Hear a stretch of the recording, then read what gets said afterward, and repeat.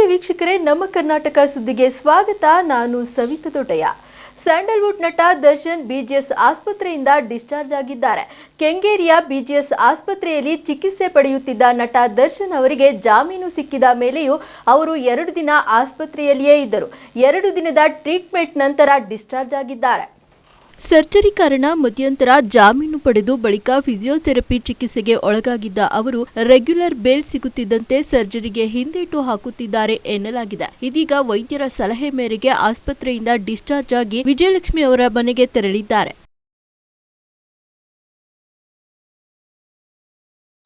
ಕನ್ನಡ ಚಿತ್ರರಂಗದ hat trick hero Shivraj Kumar ತಮ್ಮ ಅನಾರೋಗ್ಯದ ಹಿನ್ನೆಲೆ ಚಿಕಿತ್ಸೆಗಾಗಿ ಇಂದು ಸಂಜೆ ಅಮೆರಿಕಕ್ಕೆ ಪ್ರಯಾಣ ಬೆಳೆಸಲಿದ್ದಾರೆ.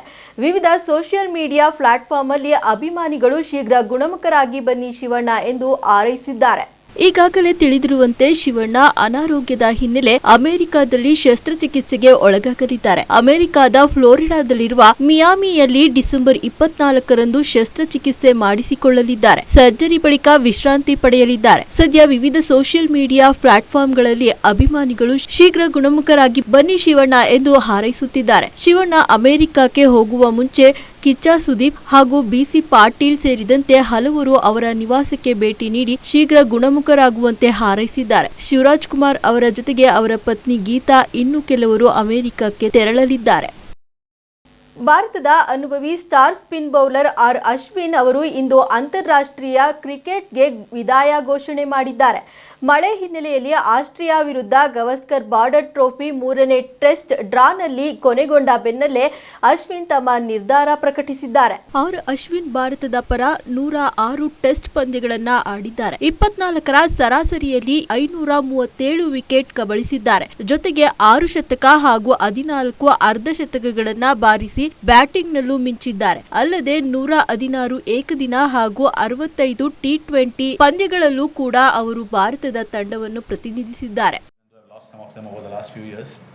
We are the last bunch of OGs, if we can say that, left out in the dressing room, and I would be marking this as my date of having played at this level. Obviously, there are a lot of people to thank, but I would be failing in my duties if I didn't thank the BCCI and fellow teammates. Several of them. I want to name a few of them. So all the coaches who've been a part of the journey.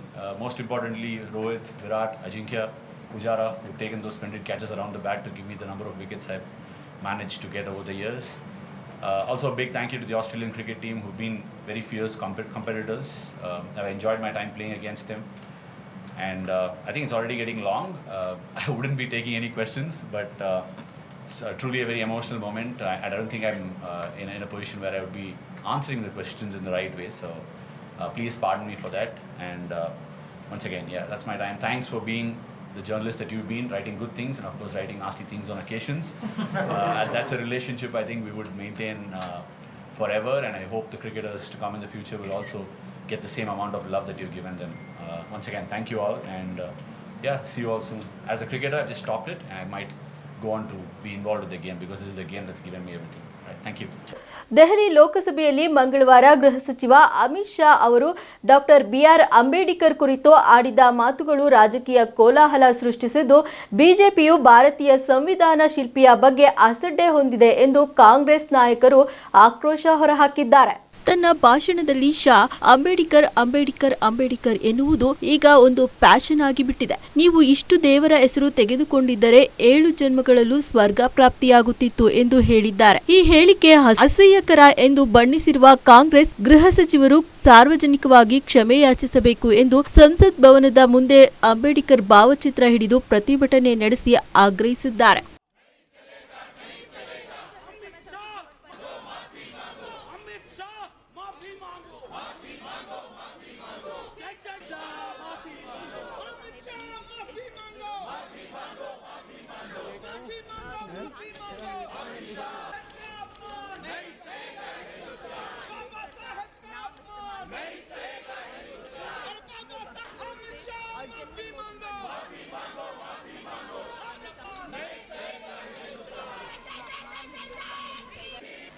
Chiknayakanahalli ತಾಲೂಕಿನ APMC yard ರಾಷ್ಟ್ರೀಯ ಹೆದ್ದಾರಿ 150ಎಗೆ ಹೊಂದಿಕೊಂಡಂತೆ ಇದ್ದು ಇಲ್ಲಿ ಸಾವಿರಾರು ಜನ ಓಡಾಡುವ ಸ್ಥಳವಾಗಿದ್ದು ತಾಲೂಕು ಆಡಳಿತ parking ವ್ಯವಸ್ಥೆ ಮಾಡದೆ ಸೂಚನಾ ಫಲಕಗಳನ್ನು ಅಳವಡಿಸದೆ ಜನರ ಜೀವದ ಜೊತೆ ಆಟ ಆಡುತ್ತಿದೆ ಎಂದು ಗ್ರಾಹಕರು ಆರೋಪಿಸಿದ್ದಾರೆ.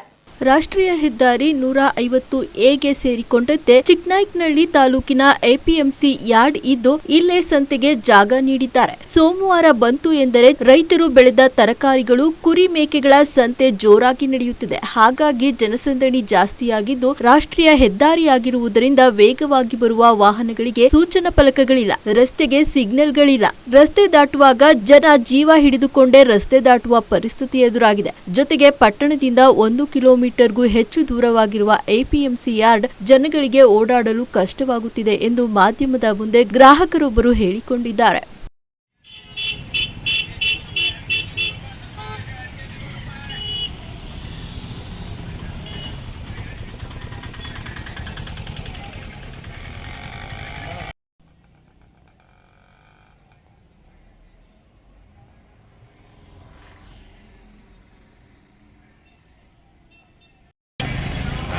ಇಲ್ಲಿ ಈ ಸಂತೆಗೆ ಬಂದು ನೋಡ್ದು ಇಲ್ಲಿ ಕಿರಿಕಿರಿ ಮತ್ತು ಇಲ್ಲಿನ ವ್ಯವಸ್ಥೆ ನೋಡಿದರೆ ತುಂಬ ಬೇಸರವಾಗುತ್ತೆ. ಏಕೆಂತಂದರೆ ಚಿಕ್ಕ ಮಕ್ಕಳು ಓಡಾಡ್ತಾರೆ, ದೊಡ್ಡವರು ಓಡ್ತಾರೆ. ನೋಡ್ರಿ ಕಾರ್ ಪಾರ್ಕಿಂಗ್ ನೋಡ್ರಿ, ಇಲ್ಲಿ ಕಾರ್ ಪಾರ್ಕಿಂಗ್ಗಳು ಬರ್ತವೆ. ಈ ಥರ ವ್ಯವಸ್ಥೆ ಆಗುತ್ತೆ. ಇದಕ್ಕೆ ತಾಲೂಕು ಆಡಳಿತ ಸೂಕ್ತ ವ್ಯವಸ್ಥೆನ ಗಮನ ಹರಿಸಿ ಸೂಕ್ತ ವ್ಯವಸ್ಥೆಯನ್ನು ಮಾಡಬೇಕು. ಮತ್ತು ನಗರ ಪ್ರದೇಶಕ್ಕೆ ಹತ್ತಿರವಾಗುವಂಥ ಅವಕಾಶವೇನಾರ ಇದ್ದರೆ ಅದನ್ನು ತಾಲೂಕು ಟೌನಿಂದ ಎಷ್ಟು ದೂರ ಆಗುತ್ತೆ ಇಲ್ಲಿಗೆ? 1 ಕಿಲೋಮೀಟರ್ ಆಗುತ್ತೆ ಅನ್ಸುತ್ತೆ. ಕರೆಕ್ಟಾಗಿ 1 ಕಿಲೋಮೀಟರ್ ಟೌನಿಂದ ಎಪಿಎಂಸಿ ಅಡಿಗೆ ಮಾಡ್ತಿದ್ದಾರೆ. 1 ಕಿಲೋಮೀಟರ್ ಮಾಡ್ತಾ ಇದ್ದಾರೆ. ಅಂದರೆ ತುಂಬ ಕಿರಿಕಿರಿ ಆಗೋಂಥ ವ್ಯವಸ್ಥೆ ಇದೆ. ಇದಕ್ಕೇನಾರ ಅಲ್ಲಿನ ಅಧಿಕಾರಿಗಳು ವ್ಯವಸ್ಥಿತವಾಗಿ ಗಮನಿಸಿ ಸೂಕ್ತ ವ್ಯವಸ್ಥೆಯನ್ನು ಜನರಿಗೆ ಕಲ್ಪಿಸಿಕೊಡಲಿ ಅನ್ನೋದು ಒಂದು ನಮ್ಮ ಮನೆ. ಸರ್ ಯಾವರು ಬಲಿನಹಳ್ಳಿ ಸಂತೆಗೆ ಬಂದಿದ್ದೀರಲ್ವಾ? ಇಲ್ಲಿ ದಾಟಗಾರು ಓಡಾಡ್ಬೋದಾ? ಭಾಳ ತೊಂದರೆ ಆಗ್ತದೆ ಸರ್ ಇಲ್ಲಿ. ಅತ್ತೆ ಓಡಾಡೋಕ್ಕೆ ಎಲ್ಲ ಮಕ್ಕಳು ಮಹಿಳೆಯರಿಗೆಲ್ಲ ತೊಂದರೆ ಆಗ್ತಾ ಇದೆ. ಈ ಹೈವೇ ಆಗಿರೋದ್ರಿಂದ ಕಷ್ಟ ಆಗುತ್ತೆ ಅಂತೀರಾ? ತೊಂದರೆ ಆಗ್ತದೆ ಸರ್. ಓಡಾಡೋಕ್ಕೆ ಕ್ರಾಸಿಂಗ್ ಏನಿದೆ ರೋಡ್ ಇಲ್ಲ, ಒಳಗಡೆ ಹೋಗಕ್ಕೆ ಓಡಾಡೋಕ್ಕೆ ಸ್ವಲ್ಪ ಕಷ್ಟ ಆಗ್ತಾ ಇದೆ. ಸಂತೆ ದಿವಸ ಅಲ್ಲಿ ಪೊಲೀಸರು ಇರಬೇಕು ಅಂತೀರಾ? ಹ್ಞೂ ಸರ್, ಖಂಡಿತ ಇರಬೇಕು. ಇಲ್ಲಿದ್ರೆ ಸ್ವಲ್ಪ ಕಂಟ್ರೋಲ್ ಮಾಡಿ ಗಾಡಿ ವೆಹಿಕಲ್ಸ್ ಎಲ್ಲ ಕಂಟ್ರೋಲ್ ಮಾಡಿಬಿಡ್ಬೋದು. ಅಪಘಾತಗಳೆಲ್ಲ ಕಂಟ್ರೋಲ್ ಆಗುತ್ತೆ. ಏನಾದ್ರು ಅಪಘಾತ ಆಗ್ತವೆ ಅಂತೀರಾ? ಖಂಡಿತ ಆಗ್ತದೆ ಸರ್. ಈ ಥರ ಯಾರು ಗೊತ್ತಿಲ್ಲ ಅಂದರೆ ಸಿಗ್ನಲ್ ಇರಲ್ಲ, ಏನಿಲ್ಲ. ಪೊಲೀಸರು ಇದ್ರೆ ಸ್ವಲ್ಪ ನೋಡಿ ಬಿಡ್ಬೋದು. ಸರಿ ಓಕೆ ಸರ್, ಖಂಡಿತ ಇದು ಚಿಕ್ಕನಾಯಕನಹಳ್ಳಿ ಪಟ್ಟಣದಿಂದ 1 ಕಿಲೋಮೀಟರ್ ದೂರ ಇದೆ ಸರ್. ಈ ಪಟ್ಟಣದಲ್ಲಿ ವಾಸ ಇರೋ ಜನ ಇಲ್ಲಿಗೆ ಬರಬೇಕಂದ್ರೆ ಸುಮಾರು 2 ಕಿಲೋಮೀಟರ್ ಆಗ್ತದೆ. ಹೊಸಬೀದಿ ಅವೆಲ್ಲ ನೋಡಿದ್ರೆ ಇದು ಮೊದಲೆಲ್ಲ ಅಲ್ಲಿ ನಡೀತಾ ಇತ್ತು, ಒಳ್ಳೆ ಪ್ಲೇಸಲ್ಲಿ ತೀನಂಶಿ ಭವನ ಇದೆಯಲ್ಲ ಆವರಣದಲ್ಲಿ ನಡೀತಾ ಇತ್ತು. ಅದು ಕರೆಕ್ಟಾಗಿರ್ತಕ್ಕಂಥ ಪ್ಲೇಸು. ಇದು ಅವೈಜ್ಞಾನಿಕ, ತುಂಬ ದೂರ ಆಯಿತು. ಮತ್ತು ಇಲ್ಲಿ ಕಿರಿಕಿರಿ ಆಗ್ತಾ ಇದೆ. 2 ರೋಡ್ ಸೈಡ್ ಇವೆ, ಫುಟ್ಪಾತಲ್ಲೆಲ್ಲ ಅಂಗಡಿ ಇಟ್ಕೊಳ್ಳೋದ್ರಿಂದ ಭಾಳ ಕಿರಿಕಿರಿ, ಯಾರಿಗೇನು ಉಪಯೋಗ ಆಗ್ತಾ ಇಲ್ಲ. ಹಳ್ಳಿ ಕಡೆಯಿಂದ ಬಂದವರು ಮತ್ತೆ ಈ ಕಡೆಗೆ 30 ರೂಪಾಯಿ ಆಟೋಗೆ ದುಡ್ಡು ಕೊಟ್ಕೊಂಡು ಬರಬೇಕು. ಓಕೆ, ಇದು ಯಾರಿಗೂ ಕೂಡ ಓಕೆ ಆಗಿರೋ ಜಾಗ ಅಲ್ಲ. ಇದು ಸಂಬಂಧಪಟ್ಟ ಅಧಿಕಾರಿಗಳಾಗಿರ್ಬೋದು, ಯಾರು ಇದನ್ನ ಸಂಬಂಧಪಟ್ಟವರು ಇದನ್ನು ಸೂಕ್ತವಾದಂಥ ಕ್ರಮ ತಗೋಬೇಕು. ಎಲ್ಲ ಜನದಂದಣಿ ಇರ್ತಕ್ಕಂಥ ಪಟ್ಟಣದ ಮಧ್ಯಪ್ರದೇಶದಲ್ಲಿ ಎಲ್ಲರೂ ಸಂತೆ ವ್ಯವಸ್ಥೆ ಮಾಡಬೇಕು ಅಂತ ನಾರು ಅಭಿವೃದ್ಧಿ ನಿಗಮ ಮಾಜಿ ಅಧ್ಯಕ್ಷ ಬಿಜೆಪಿ ಹಿರಿಯ ಮುಖಂಡ ಬಿಕೆ ಮಂಜುನಾಥ್ ಅವರ 62ನೇ ಜನ್ಮದಿನವನ್ನು ಅಭಿಮಾನಿಗಳು ಶಿರಾ ತಾಲೂಕು ಬೇವಿನಹಳ್ಳಿ ಗ್ರಾಮದಲ್ಲಿ ಸಡಗರದಿಂದ ಆಚರಣೆ ಮಾಡಿದರು. ಈ ಸಂದರ್ಭದಲ್ಲಿ ಯುವ ಮುಖಂಡ ಯರವರಹಳ್ಳಿ ಯೋಗೇಶ್, ಬೇವಿನಹಳ್ಳಿ ಗ್ರಾಮ ಪಂಚಾಯಿತಿ ಸದಸ್ಯ ಶ್ರೀರಾಮ್, ಬಾಲಕೃಷ್ಣ, ಗ್ರಾಮ ಪಂಚಾಯಿತಿ ಮಾಜಿ ಅಧ್ಯಕ್ಷ ನಾಗರಾಜ್, ಶಿರಾ ಬಿಜೆಪಿ ಮಾಜಿ ಅಧ್ಯಕ್ಷ ವಿಜಯರಾಜು, ಮಧು, ಪಿಎಲ್ಡಿ ಬ್ಯಾಂಕ್ ಉಪಾಧ್ಯಕ್ಷ ಜಯಣ್ಣ, ಮುಖಂಡ ರಾಜಣ್ಣ, ಮಾಜಿ ಅಧ್ಯಕ್ಷ ಗುರುಸಿದ್ದಪ್ಪ, ಸಿದ್ದೇಶ್, ಹರೀಶ್, ಓಂಕಾರಪ್ಪ ಸೇರಿದಂತೆ ಇನ್ನಿತರರು ಉಪಸ್ಥಿತರಿದ್ದರು.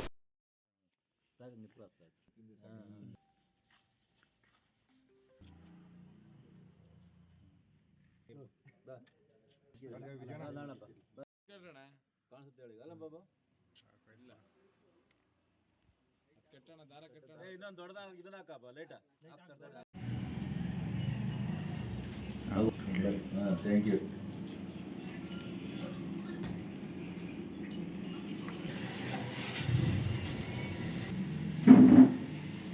Okay.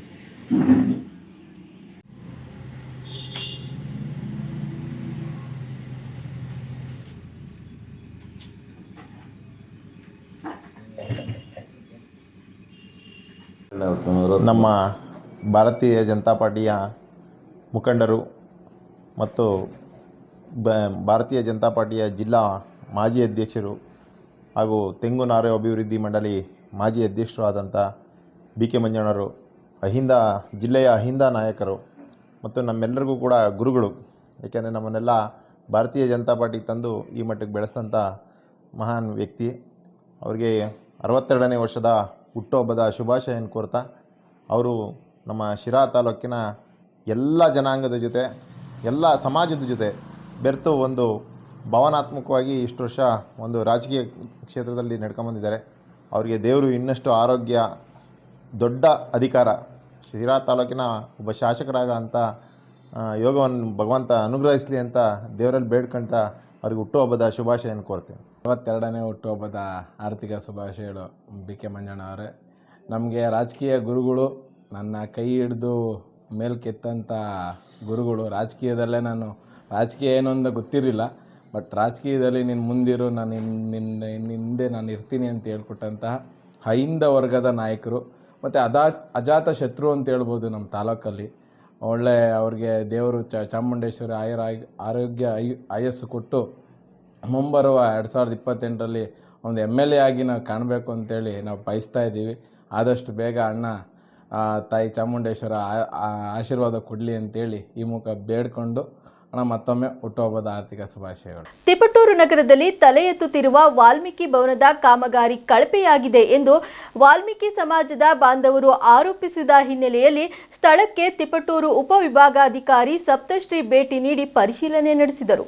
ನಗರದ ಕೋಡಿ ಸರ್ಕಲ್ನ ರೋಟರಿ ಭವನದ ಪಕ್ಕದಲ್ಲಿ ಸುಮಾರು 3 ಕೋಟಿ ರೂಪಾಯಿ ಅನುದಾನದಲ್ಲಿ ವಾಲ್ಮೀಕಿ ಭವನದ ಕಾಮಗಾರಿ ನಿರ್ಮಾಣ ಹಂತದಲ್ಲಿದ್ದು ಸಂಪೂರ್ಣವಾಗಿ ಕಾಮಗಾರಿ ಕಳಪೆಯಾಗಿದೆ ಎಂದು ವಾಲ್ಮೀಕಿ ಸಮುದಾಯದ ಬಾಂಧವರು ಆರೋಪಿಸಿದ ಹಿನ್ನೆಲೆಯಲ್ಲಿ ಕೂಡಲೇ ಸ್ಥಳಕ್ಕೆ ತಿಪಟೂರು ಉಪವಿಭಾಗಾಧಿಕಾರಿ ಸಪ್ತಶ್ರೀ ಮತ್ತು ತಹಶೀಲ್ದಾರ್ ಪವನ್ ಕುಮಾರ್ ಭೇಟಿ ನೀಡಿ ಪರಿಶೀಲನೆ ನಡೆಸಿದರು. ಕಳಪೆ ಕಾಮಗಾರಿ ಆಗಿರುವುದು ಮೇಲ್ನೋಟಕ್ಕೆ ಕಂಡು ಬಂದಂತೆ ಕಾಣುತ್ತಿದ್ದು, ಕೂಡಲೇ ಇದನ್ನ ಜಿಲ್ಲಾಧಿಕಾರಿಗಳ ಗಮನಕ್ಕೆ ತಂದು ತಕ್ಷಣ ಕ್ರಮ ಕೈಗೊಳ್ಳಲಾಗುವುದು, ಅಲ್ಲಿಯವರೆಗೂ ಕಾಮಗಾರಿ ಸ್ಥಗಿತ ಮಾಡಿ ಎಂದು ಸೂಚನೆ ನೀಡಿದ್ದಾರೆ.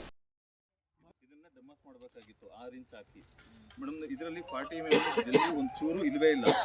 2 ಅಡಿಗಿಂತ ಜಾಸ್ತಿ ಕುಸ್ತಿರೋದು ನಮಗೆ ಕಾಣ್ತಾ ಇದೆ ನೋಡಿ ಮೇಡಮ್. ಅಲ್ಲಿ ಡಮಸ್ ಮಾಡಿರೋದನ್ನ ನಾಳೆ ಬಂದು ಇದನ್ನ ಪಿಚಿಂಗ್ ಮಾಡಿ ಎಲ್ಲ ಇದು ಮಾಡಿದ್ದಾರೆ, ಚಿಕ್ಸ್ ಮಾಡಿದ್ದಾರೆ. ಅದು ವಿಡಿಯೋ ಪ್ರೆಸ್ ಮಾಡಿದ್ದಾರೆ. ಬಿಲ್ಡಿಂಗ್ ಕನ್ಸ್ಟ್ರಕ್ಷನ್ ಆದ್ಮೇಲೆ ಏನಾದ್ರು ಇಷ್ಟು ಕುಸ್ತಿದ್ರೆ ಇಡೀ ಬಿಲ್ಡಿಂಗ್ಗೆ ಹೋಗಿರೋದು ಮೇಡಮ್. ಅಲ್ಲಿ ನೋಡಿ ಮೇಡಮ್,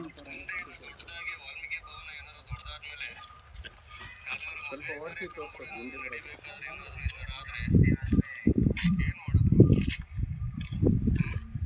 ಮೇಡಮ್. ಇದ್ರ ಕೆಳಗಡೆಗೆ ಏನು ಈ ಮಣ್ಣು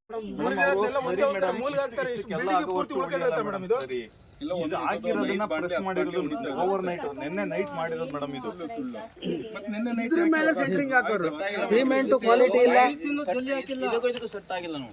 ಸೆಟ್ ಆಗಿಲ್ಲ, ಕ್ವಾಲಿಟಿ ಏನಿಲ್ಲ, ಕ್ಯೂರಿಂಗ್ ಆಗಿಲ್ಲ. ಅದು ಮೇಡಮ್ ನೋಡಿ ಮೇಡಮ್, ಇದು ನೋಡಿ ಮೇಡಮ್, ಇದು ಆಕ್ಚುಲಿ ಮೇಡಮ್ ಒಂದು ಕಲ್ಲು ಜಲ್ಲಿ ಇಲ್ಲ ಅದರಲ್ಲಿ. ನೋಡಿ ಮೇಡಮ್, ಜಲ್ಲಿ ಇಲ್ಲ ಅದರೊಳಗೆ, ಜಲ್ಲಿ ಒಂದು ಸ್ವಲ್ಪ ದ್ವಾರಂಗಟ್ಲೆ 40 mm ಜಲ್ಲಿ ಹಾಕ್ಬೇಕು. ನೋಡಿ ಮೇಡಮ್, ಅದರಲ್ಲಿ ಎಷ್ಟು ಇದೆ ಮೇಡಮ್. 106 ವರ್ಷ ಇಲ್ಲಿ ನೋಡಿ ಮೇಡಮ್. ಅದು ನೋಡಿ ಮೇಡಮ್, 2 ಇಂಚು 3 ಇಂಚು ಜಲ್ಲಿ ಇಲ್ಲ, ಎಲ್ಲ ಒಂದು ಅಡಿ ಹಾಕಬೇಕು ಇದನ್ನ ಕಾಂಕ್ರೀಟ್. ನೀವು ದಪ್ಪ ಜಲ್ಲಿ ನೋಡಿ ಮೇಡಮ್, ಅದನ್ನ ಮೇಡಮ್ ಅದು ನಿಮಗೆ ಗೊತ್ತಾಯ್ತು ಅವ್ರಿಗೆ ಮಾಹಿತಿ. ಇದನ್ನ ತಗ್ಸಿ ಎಷ್ಟು ದಿವಸದಲ್ಲಿ ತಗಿಸ್ತೀರಾ? 2 days ಅಲ್ಲಿ ತಗಿಸ್ಬೇಕು. ಆ ರೂಮ್ ಇಂದ ಅಷ್ಟೇ, ಅದು ಬಿಲ್ಡಿಂಗ್ ಒಳಗೆ come and inspect the spot and report me.